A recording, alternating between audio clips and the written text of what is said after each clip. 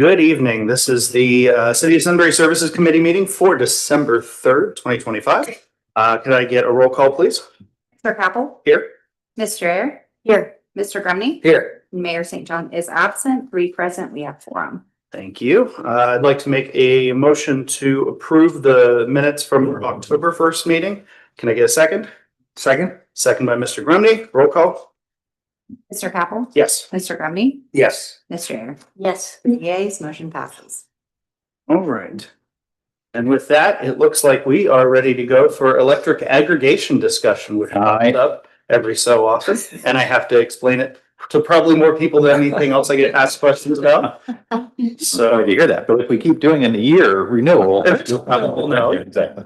So, All right, so Fritz Drake is here with us this evening from Scioto Energy. They serve as the city's energy broker. Want to talk a little bit about the plan for getting our next round of aggregation pricing in place and the schedule for that. I think we do have in your packet some dates and deadlines, but we'll also want to, can we pull that up or not? Do we have that? Yes. Yeah, do we have the ability to do that? Yeah. So with that, turn it over, Fritz, to you. Okay, thank you, Daryl. Excuse me here. I'm looking for a story here in the Detroit News that I wanted to share with you, all of you, regarding data centers. Which are the primary reason our electric bills are going up. Gosh, I just had it this afternoon. Well, I pretty much can tell you what it says. Yeah. So first of all, thank you. Good to see everyone again. I'm here on behalf of Scioto Energy. My name is Fritz Drake. And as Daryl said, I'm here to discuss aggregation. And the current aggregation agreement expires in May of 2026. It was with a company named Dynegy, and the rate per kilowatt hour for the residents of Sunbury was 9.45 cents per kilowatt hour. And that was a jump from the previous agreement, which was 6.48 cents. Now, there's a couple of reasons why electricity has gone up so high in race basically the last 2 years.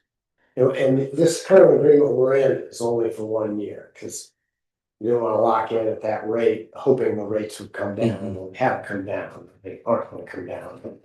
But we didn't want to just give away the store by going into a 3-year deal. Let's go year by year, or maybe 2 years in the next one. But so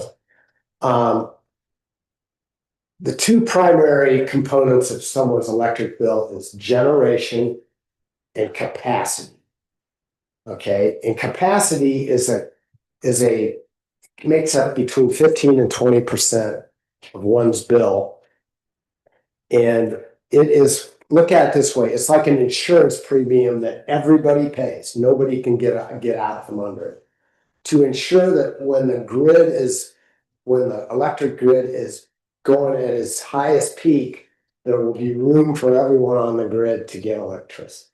Okay, that component, capacity, since July of 2024 has gone up about 130%.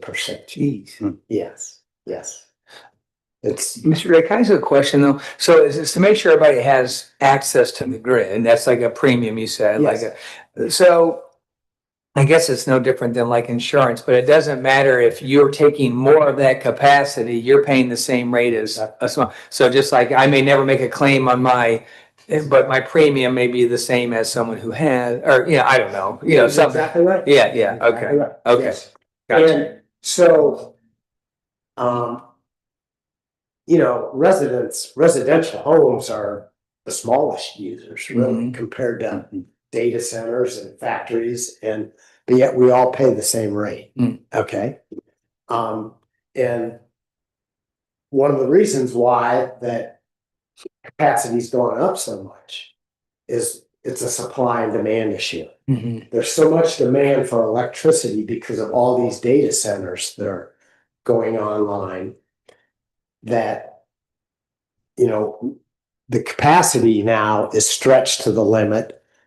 And so we all have to pay, and what that'll hopefully lead to in the near future is more generation will be built that will be able to accommodate the demand that keeps going up. I'll give you just an example. There are 8 states that pretty much border the 5 Great Lakes. Okay. This is very interesting. Ohio and Illinois, which Illinois, obviously Lake Michigan, account for half of all the operational data facilities in the region of the Great Lakes. Okay. And more than 60% of the data centers under development for the region. Okay. Illinois has 115 data centers and Ohio has 101. By comparison, Michigan has 35. Okay. Your neighbors to the east, New Albany, at last count had 18 data centers. So they have almost 20% of the data centers in the state of Ohio are 10 miles away. Okay. So what's that mean? That means that electricity is going to stay high for at least probably the next few years, because power plants don't get built in 6 months or 12 months. You know, there's that permit process, the approval process. I'm sorry, this is some great information. Follow-up question. Is that capacity rate, is that regional? Is it statewide? Very good. Yeah. There's an organization called PJM. Okay. They are the grid operator for 13 states, one of which is Ohio. Okay. Pretty much starts out in New Jersey and ends in Illinois, and it picks up Pennsylvania, West Virginia, Ohio, Michigan, Indiana, Kentucky. Okay. So to answer your question, it's a regional operation. Right. Okay. So then there's another grid operator that handles 12 states from, let's just say, Nebraska to Utah or something. Okay. But it is statewide though. So if let's just say all Ohio data centers were in New Albany, people living in Cincinnati are paying the same capacity rate of people living in New Albany. Is that? And people that live in Hoboken, New Jersey, Right. are paying the same amount, same Okay. capacity rate as someone in New Albany. And just again, one last question.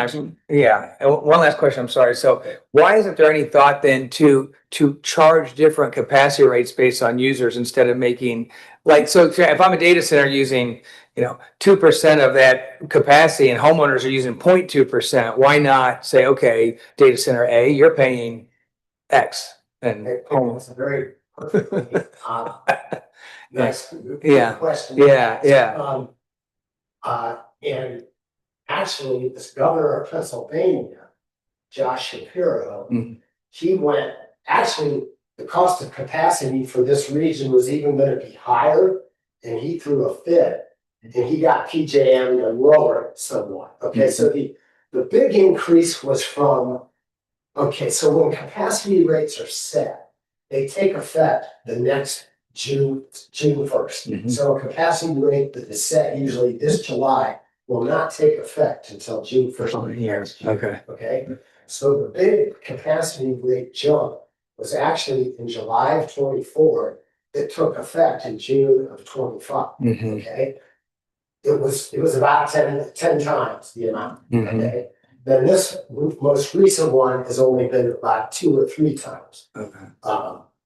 And part of the reason of that, it was probably going to be 5 or 6 times as much, but Josh Shapiro and maybe another governor. Now the state legislature here in Ohio has floated the idea of dumping PJM and trying to bring in another operator. And that seems kind of you'd have to move a mountain and a bunch of hills to make that happen. And I don't think that, while I think the intent was good, I just don't know how practical. Why don't they go solar? Well, I don't know if the political climate today is what it was.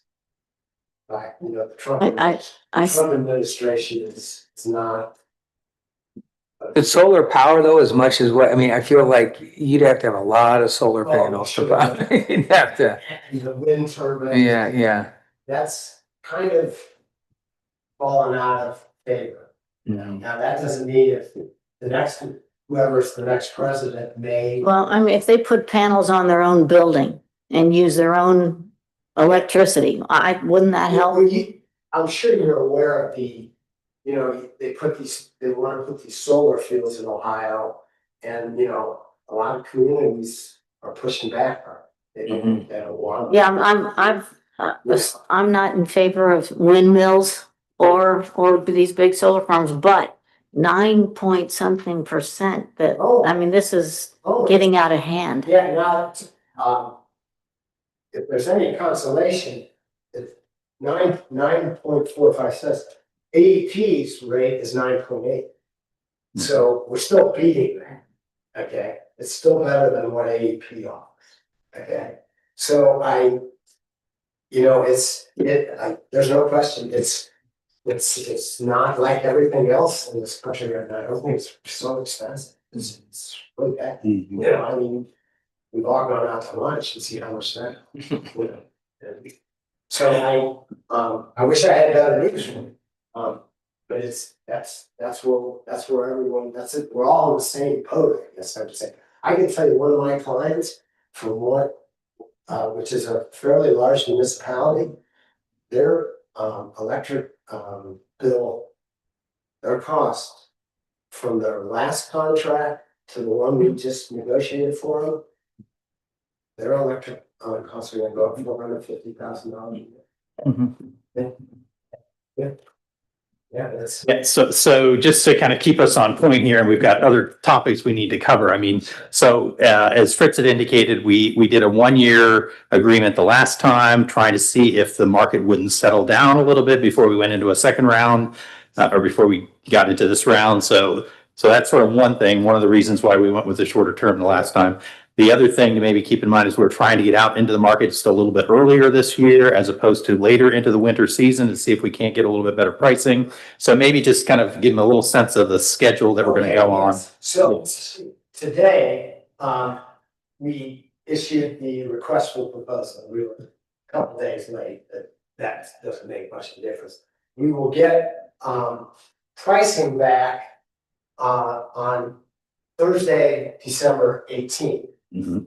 And then we are hoping to be able to have a Teams meeting with Daryl on the 19th to review the offers.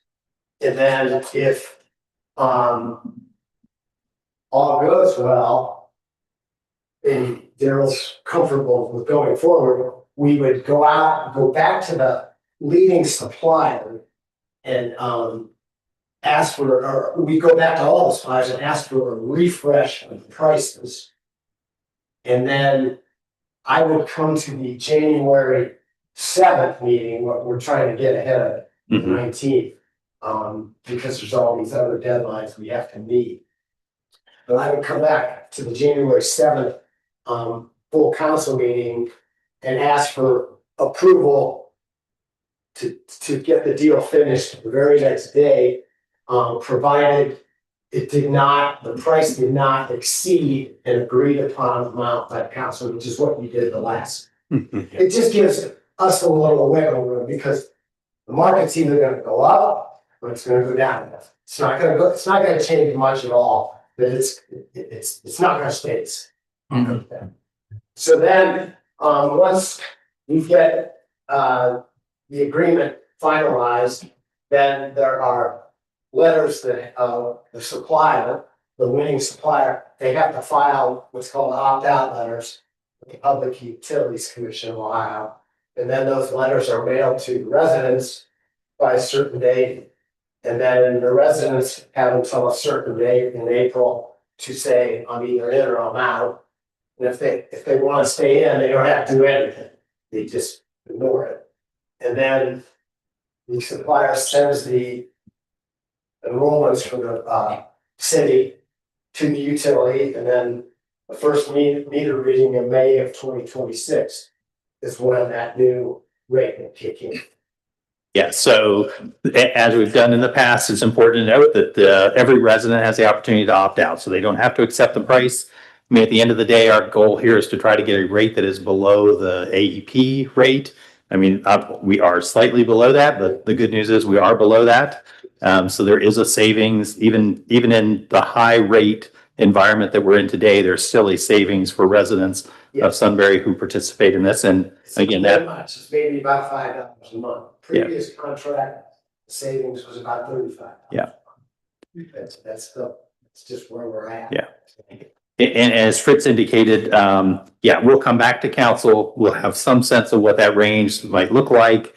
You'll get to act on whether or not to approve an ordinance authorizing us to act on a overnight price. So there still are a couple more steps in the process. Just want to make sure you're aware of that. So that's our schedule. That's the plan for moving forward. So we'll be back in touch soon in terms of where that pricing is starting to look, what it's starting to look like. And I think last year when we did this, you also had a little bit of a sense of what you thought the AEP price was going to be. Yes. Even though it may not be perfect, you kind of have a sense, so we'll know what kind of savings.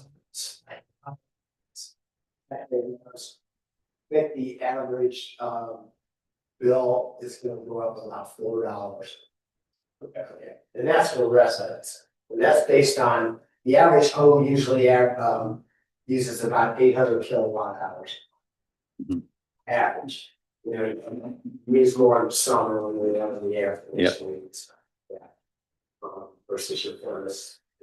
But other than that, if you don't have any questions, I assume you see how much more expensive it is when you get to bill everyone. Not to mention the news reports and everything is. I send Daryl news articles that I read, and he writes back and says you're killing me. Yeah. I'm waiting for Fritz to send me better news, and he doesn't seem to be doing it quite yet. That's unfortunately the reality of the situation. So other than that, if anyone has any questions, I'll depart and you guys I'll see you back on January 7th, but we'll be in touch with Daryl prior to. That's great. All right, thank you very much. If you guys ever have a question in mind, Yeah. you can always reach out. Thank you. Thank you. Thank you. Thank you so much. Mhm. Good night. You too. You too. All right, it is very apropos to go over snow and ice next, so. Yeah, there you go. All right, so maybe I'll get us started a little bit, and then Carla, if you want to jump in here. We did hope to have Jake join us this evening, but Jake has been tied up dealing with snow and ice. That's fair. Sounds like there might be a little bit of something coming in tonight as well, so they're kind of on standby for that as well. So just a couple of key pieces of information that I think the first, if we can go to the first slide then. Or I'm sorry, the second slide. Yeah, so this may look a little bit familiar to you, meaning the way that they tackle snow and ice is they do divide the city up into 4 quadrants. He assigns a crew member, an operator to be in each one of those sections, and then they're responsible for plowing and salting all of the roads in that section. It ends up being roughly an equal, I think it's a little like 10 to 11 road miles per quadrant. So it divided up pretty comfortably, I guess I would say. The other maybe important point to note here is that we do have one additional snow truck that we purchased last year with a plow. So that is definitely helping the team. We do have three experienced operators back this year. So as you see, 4 quadrants, 3 experienced operators. Clearly, there are some people operating in areas that aren't quite as skilled. So just try to be a little bit patient with that, if you will. But and we're coaching those individuals up as well. So he's got crews that deal with the streets and the roads, and then he's got other members that deal with the sidewalks and the public trails and the public parking lots. So you've probably seen those pieces of equipment out as well. And thank you to council for authorizing the purchase of those over the last few years as well. I don't have the exact numbers with me, but you may remember we did enter into a purchase agreement with ODOT to purchase salt. And so we have received salt and are using salt under that purchase agreement. so that, you know, as a way to help kind of save a little bit of money for our snow and ice operations. And I guess maybe the final point I would say is that they have outfitted their equipment this year to, and I hope I say that. Do you know how to say this better than I do? With the, yeah, with the, okay. So they're wetting the salt as they drop it with a device in the back of the truck that basically helps to keep the snow from or the salt from bouncing too much and bouncing off of the road and into the sort of off the road or into the gutters. So it's a way to try to get it to stay more in the roadway than in the Makes past. sense. So that's one of the new things that they've been implementing this year, and we'll see how that goes. So I don't know, anything else you would add? Yeah, the only thing I wanted to point out, since, you know, this map has a little note on it that says this is an old version. There is an updated map. It's something that we're happy to send out to you. I have not seen it yet. I was waiting for Jake to share with the group. But there is supposed to be a section E. Certainly the city is growing.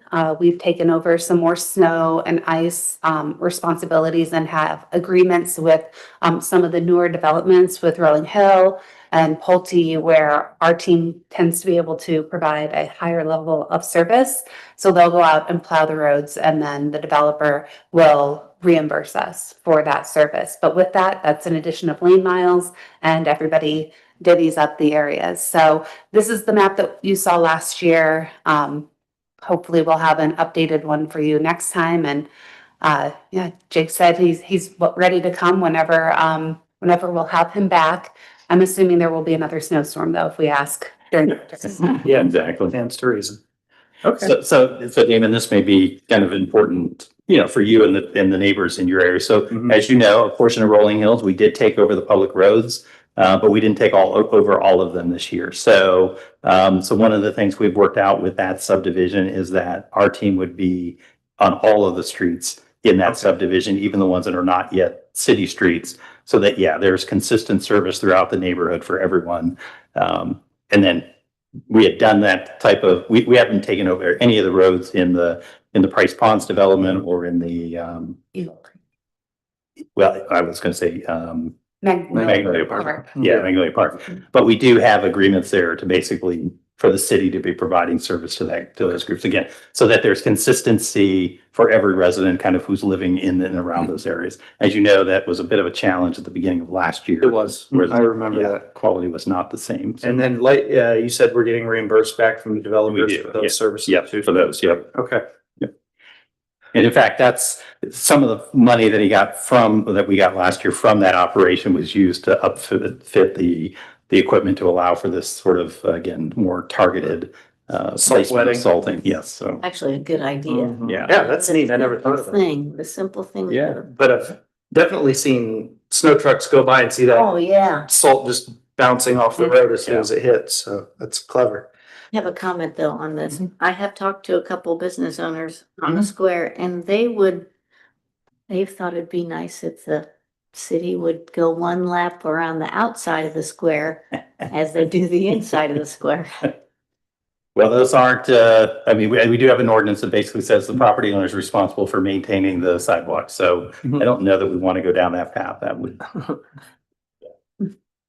probably not the right policy choice. So. But thank you for the comment. Okay. Moving on to 2026 capital projects. Right. Thank you for driving, Amber. All right, so for this presentation, it is going to focus on projects that we'll have under construction in 2026.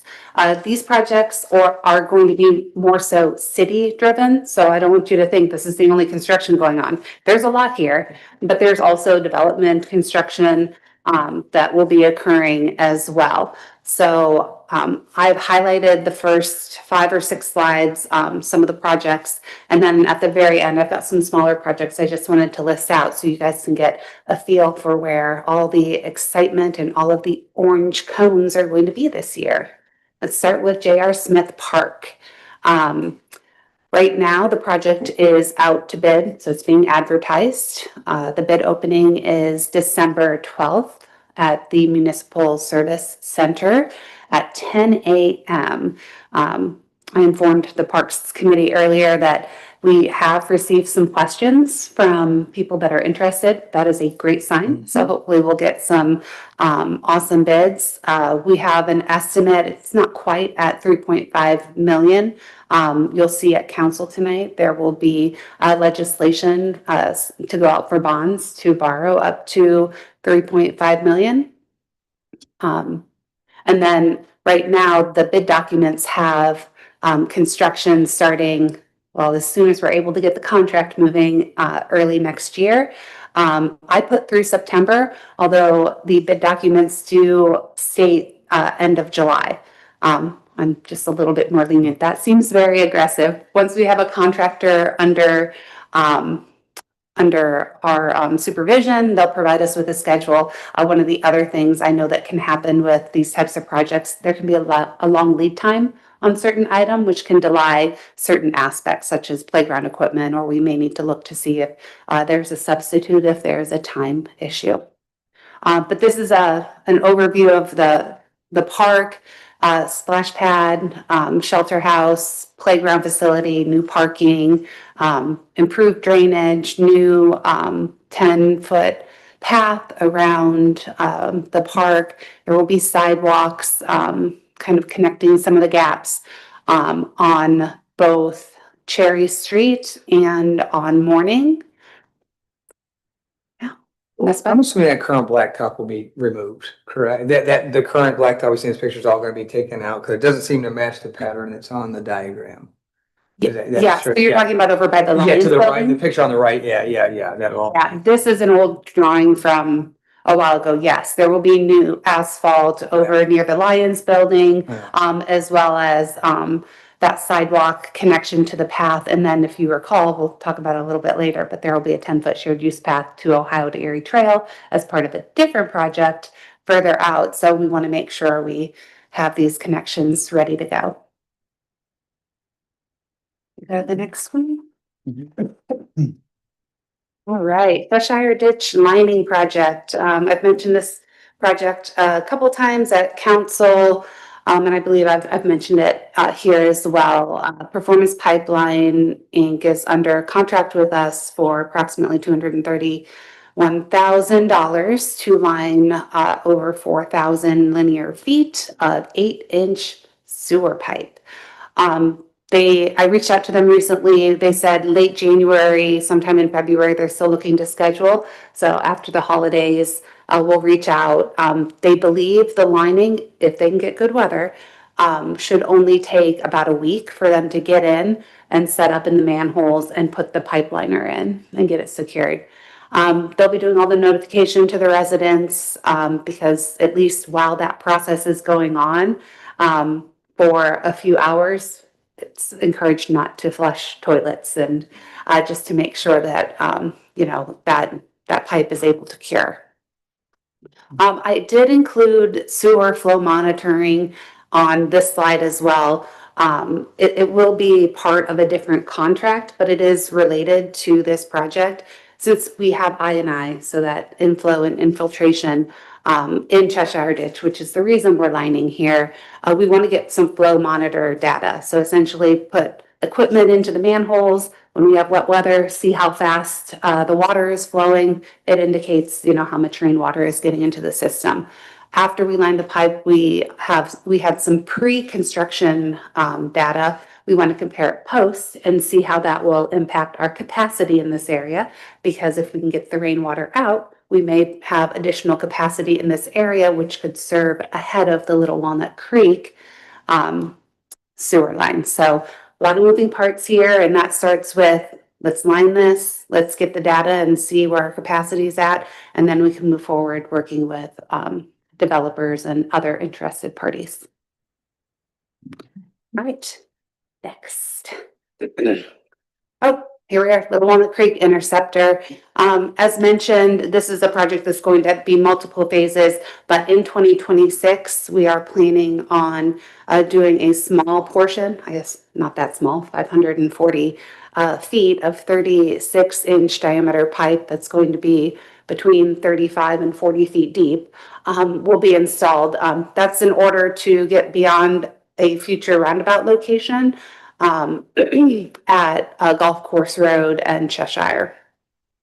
So right now they're working on finalizing the plans. We have a meeting with the county on, I believe it's Monday, sometime next week, in order to talk a little bit more about the timeline that we have for our project and also to talk about their timeline.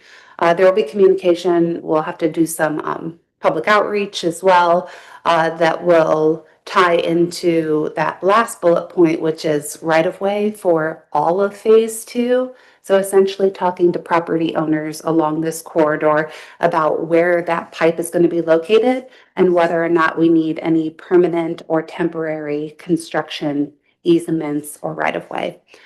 The construction for that small portion, 540 feet, should occur in late summer, fall. This type of sanitary sewer work can be done during the winter if needed. Go to the next. SIP, our Street Improvement Program, 2026. I already gave a presentation on this, so I pulled the 3 images from the 3 primary projects that I've brought before you in a previous meetings for improvements to Vernon Street, improvements to North Miller, widening north of Cherry Street, and then the Cherry Street and South Morning Street safety improvements. Would be really nice to have, especially ahead of improving that park project. I made a couple notes there. Last year, 2 of the streets that we non-performed as part of the 2025 SIP were Arbor Street and Sedgwick. We are planning on including those in the package next year.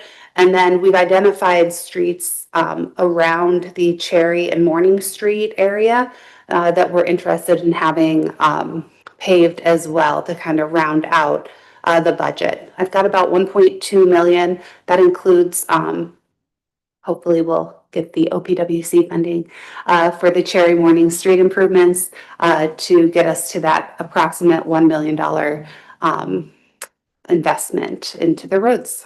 When do we plan to hear? When do we normally hear back from OPWC?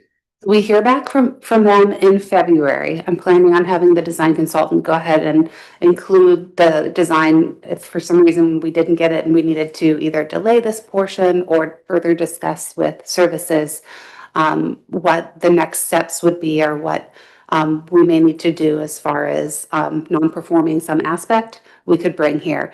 The final design plans should be done by the end of January.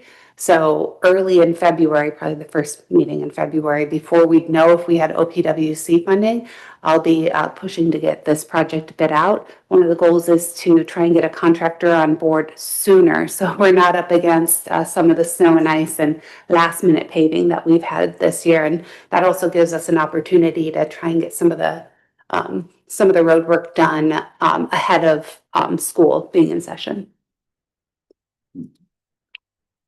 Go to the next one, please. So this project is a little bit developer, a little bit city driven. And I believe we've spoken about this a few times, at least at council, and certainly it's gone to the Planning and Zoning Commission as well. But Cheshire Road at Cherry Street is going to be rerouted as part of the Kittner Commercial Development Project. The developer is going to handle the rerouting and the road network within the development. So all the road network that you see kind of at the bottom of the picture, but I've highlighted those 2 yellow areas at the top because those are going to be highly impactful public improvements. The signal that will line up with Estemo and New Cheshire Road is a project that we've agreed, the city has agreed to bid out and get that portion of the project moving. I have that it will bid out in early February. Sometimes the signal poles can be a challenge to get in, as much as a year. I've heard it's a little bit quicker than that right now. So we want to make sure we bid that out so that by the end of 2026 or early 2027, we are looking at getting that signal in, because we'll have the gas station and potentially some of the other commercial developments looking to be able to utilize that roadway network. Before the signal gets put in, I've been asked a couple times, will that road be accessible? Right now, the plan is not to make that change until the signal is available and to keep Cheshire Road open. If there ends up being another temporary plan based on traffic patterns, it's something that they can discuss with the city, and we can determine whether or not that makes sense. But hopefully, if we can get the signal moving and installed within about a year and a half, it should line up well with when that road should be opening. And the old Cheshire Road, is that gonna be closed down then, or is it gonna be one way out? Is it one way out? Okay, going towards 36th Street or Cherry Street? Okay. Yep, so it's the little yellow rectangle Yeah, in the corner, that's right along Cherry Street. Yes, it will be a one-way northbound onto Cherry. You can only turn right. You won't be able to turn left from Cherry Street onto Cheshire there, because it's a one-way. so one, okay. In order to deter that, there will be a curb, and we'll likely have some bollards in that location in order to stop that movement from occurring.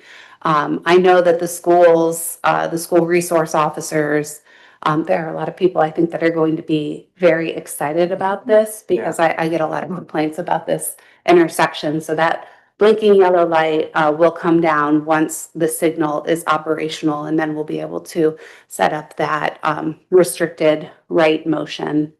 And then people won't be able to turn left down Cheshire either. And then one last question, I apologize, just Sure. looking at the drawing. It looks like the driveways are extended to meet Cheshire. Is that the resident or is that the city that's extending those driveways? So the city will do whatever is necessary in order to realign the driveways. With, That also means there will be some additional grass and other features in that area, where the road kind of makes that turn. yeah, so will we be taking out that piece of Cheshire then and doing, okay, gotcha. All Yeah, right. just to make sure it delineates in a way that encourages people to go up to the signal. Yeah, Yeah, that's definitely an item. They'll get a little bit more grass, a little bit more lawn in that location. nice. Will that be called Old Cheshire, like Old Route 3, Old 3? So I've been calling it Old Cheshire and New Cheshire, but the official street names I don't believe have been set yet. I have them kind of labeled in here from a previous drawing as Old Cheshire and relocated. One of the things for those residents that are, their driveway is off of that Old Cheshire area, what does that do to their previous address? So we are trying to be cognizant of that. So I do not have an official street name answer, but before it goes in, I will make sure I share the new street names. In fact, I'm scratching my brain that East-West Road has a name, maybe Mill. It's a Mill Street, I think, of some sort. Okay. It's actually an improvement. Yeah. I think we can go to the next slide. Wastewater treatment plant expansion. Certainly, there's some 2026 construction that will be going on, because we have construction this year, we have construction next year. I just wanted to point out that not new construction, but continued construction all through 2026. So they've started on this end closer to the middle school, so the old high school. And they'll be working their way around and doing the upgrades over the next 2 years. Pretty cool drone footage picture. Yeah. I think I've shared with this group. My neighbor is a middle school teacher, and she said those kids, man, and I'm like, it's gonna go through construction in 2027. Yeah, It's hard to believe all that's going on over there. It's so hidden. Mhm. I gave her some pictures, you know, to kind of show them up close and personal. Mhm. Great. 37 widening project, not under construction in 2026. So I don't want to cause too much confusion there. Other than I included it because utility relocation by others, such as poles being relocated, or if there's utility that is going to look to relocate underground, that could happen in 2026 and would need to happen ahead of construction. So I included it in this 2026 construction because even though the city it's not a city designated or run project, there's still gonna likely be construction in that area. So I wanted people to be aware. And then I've got that footnote there that, again, this is a location because the street is going to be widened. Mr. Hennessy and I will be working with ODOT on right-of-way acquisition and the requirements for either permanent or temporary construction.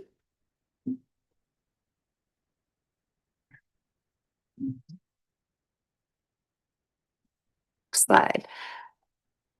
And my PowerPoint started to get a little bit long, so I stopped pulling as many pictures as I could. A lot of these projects are some smaller efforts, but I wanted to make sure that the services team was aware that these are some efforts that we're looking at doing, both requiring design and construction next year. So sidewalks at city facilities and inventory / trying to look to see what sidewalk panels or ADA improvements need to be made at the city-owned facilities. That's a goal for next year. We have $100,000 budgeted for that improvement. The East Granville Street storm lining. This is a storm sewer that people have seen flooding where the bridge abutment is located on the State Route 37. So we'd like to improve that storm line ahead of the major construction that we have. So we have that earmarked for next year. The city fiber conduit backbone, cool name.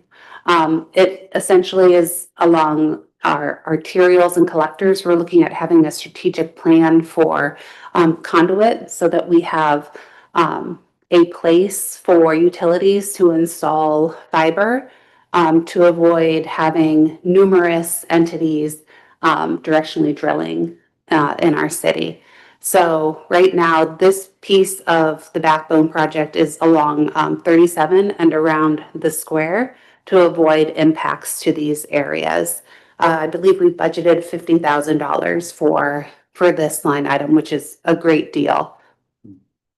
And then the last two items, school zone flashing lights and RRFBs. These are two projects that are driven by school resource officers as improvements that they're hopeful we may be able to make next year. I do have a few asterisks there at the end and a little note that says grant.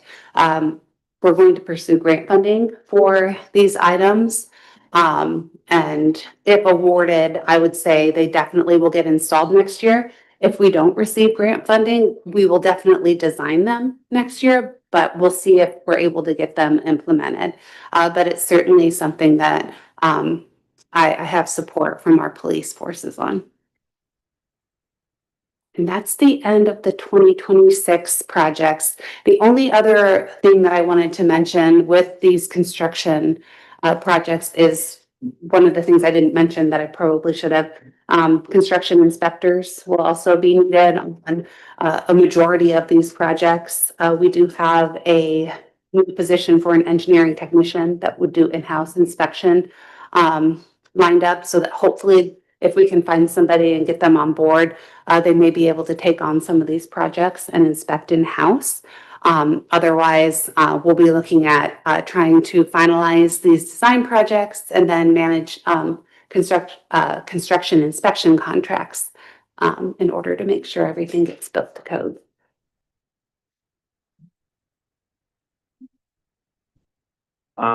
School travel plan and active transportation plan. Oh, and I don't have a slide for that one, so you can stay. Sorry, I'll leave this slide up while I talk about it. So I specifically had on the agenda school travel plan and active transportation plan.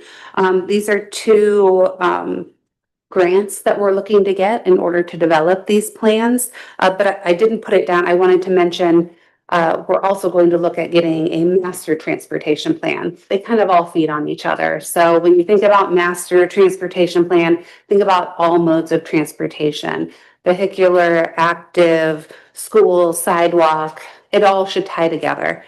That is going to be an application that I'll be working on later this year in order to get something developed for the city. We do have some old comprehensive plans that indicate maybe some road networks and ideas where some roundabouts are anticipated, but we'd like to have something more official.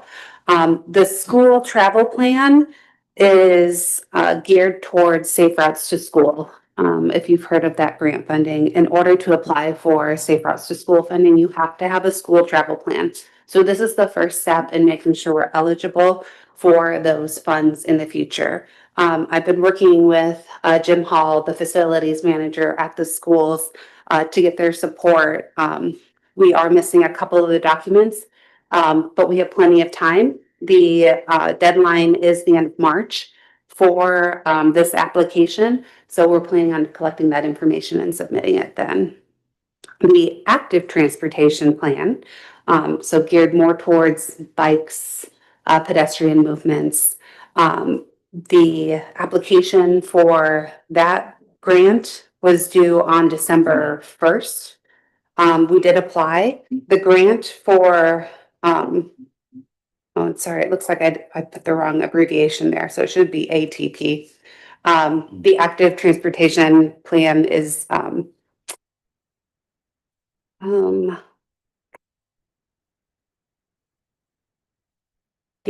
I'm sorry, I lost my trail of thought there because I had the typo.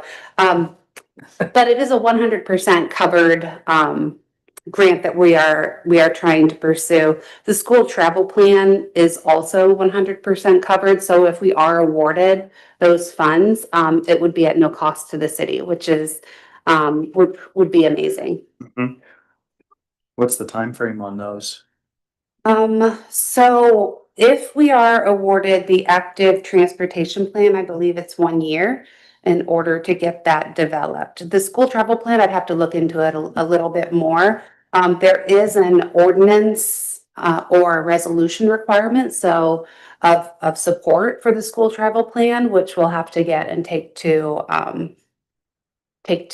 council, likely in January or perhaps the last meeting in December. All right then. Next on the agenda is Columbus Street parking lot. I see a lot of pallets of something over there. Is that pavers? Yeah, those are the pavers piled up over on the driveway as well as in front of the square here. Unfortunately, one of the caveats to them having it completed by the end of this week was that weather had to cooperate, and it didn't. So the snow has snowed them out for the last 2 days, slowed them down. I'm trying to get an updated schedule from them.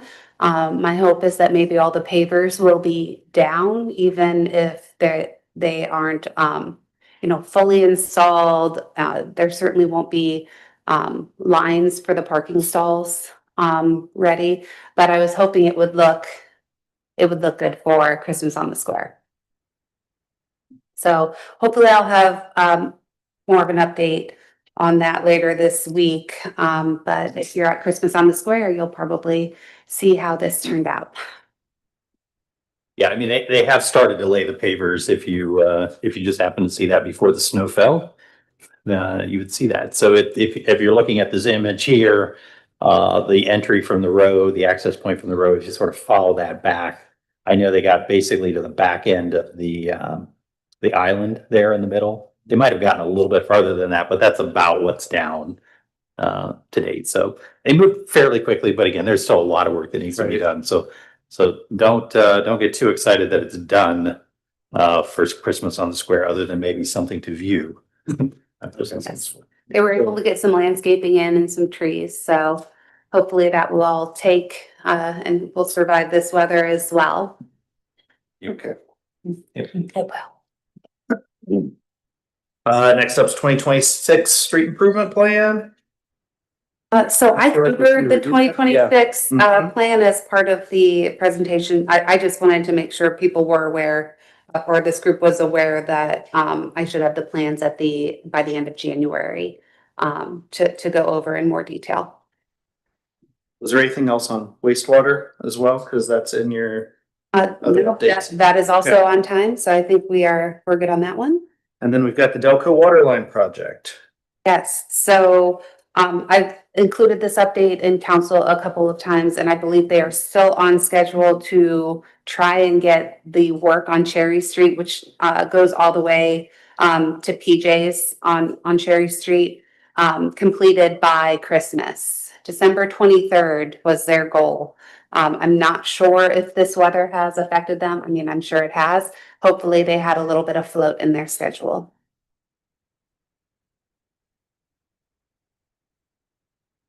And then look ahead to January. Yep, just let me know as you look at those look ahead items, if there is something else you'd rather discuss at the January meeting, just let me know and I can include that in the update. Great, excellent. Do we have any questions from the committee? No, sir. Anything else we need to review from our staff?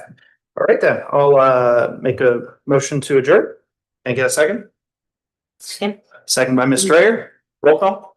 Mr. Capel? Yes. Ms. Strayer? Yes. Mr. Grumney? Yes. 3 yeas, we are adjourned.